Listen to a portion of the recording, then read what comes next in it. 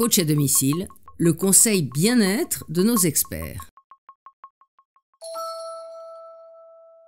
Bonjour, je suis le docteur Laura Joigneux-Prieto, médecin et gynécologue chez Zava, expert européen de la téléconsultation. Aujourd'hui, nous allons parler de la pilule contraceptive. Le fait est que les risques pour la santé liés à la prise de la pilule inquiètent de plus en plus de femmes. Faut-il vraiment avoir peur de la pilule ? Avant de décider quelle est la meilleure contraception pour vous, il est important que vous vous informiez. Les pilules combinées augmentent le risque de développer une phlébite profonde, c'est-à-dire un caillot de sang qui se développe dans le système veineux et qui peut provoquer une thrombose au niveau des jambes, une embolie pulmonaire ou un AVC.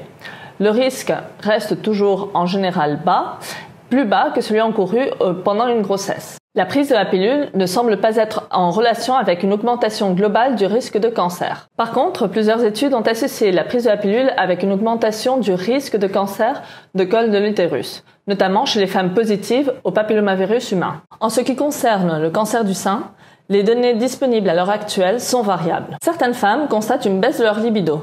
Pour d'autres, l'effet est le contraire et d'autres ne ressentent aucun impact sur leur libido. En tout cas, si vous pensez qu'effectivement votre libido a pu descendre en conséquence de la pilule, n'hésitez pas à en parler avec votre médecin. D'autres effets en général moins graves peuvent surgir. Les plus fréquents sont les sautes d'humeur, les nausées, les tensions, les douleurs mammaires, les maux de tête.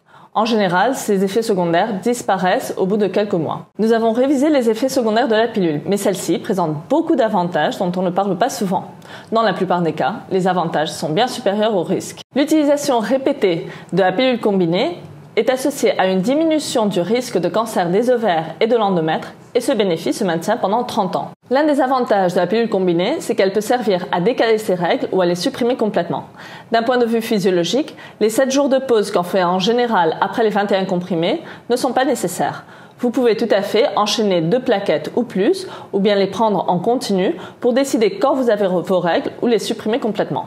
La plupart des femmes récupèrent leurs règles et leur fertilité dans les 30 premiers jours après l'arrêt de la pilule. Beaucoup de femmes pensent qu'il est bon pour le corps de faire des pauses et d'arrêter la pilule pendant une certaine période de temps pour interrompre la prise d'hormones. Ceci n'est pas nécessaire.